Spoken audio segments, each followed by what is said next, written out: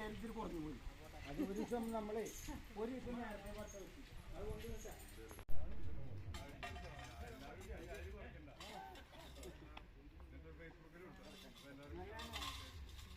എന്താ പറയുക വല്ലതും വേണോ?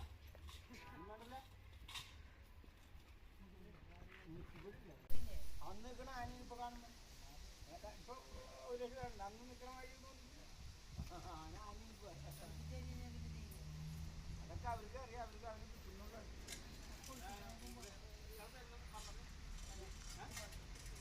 കഴിഞ്ഞോണ്ട് നമ്മുടെ ബുദ്ധി സുഭാഷണം ഞങ്ങൾ ഒരുമിച്ച് അവിടെ നിന്ന് ഇവിടെ വരുമ്പോഴുണ്ടാകും. സുഭാഷിനെ എപ്പോണ്ടാവൂടാ പൂമാണോ ആ പൊണ്ണിഷേട്ട പോന്നോളൂ.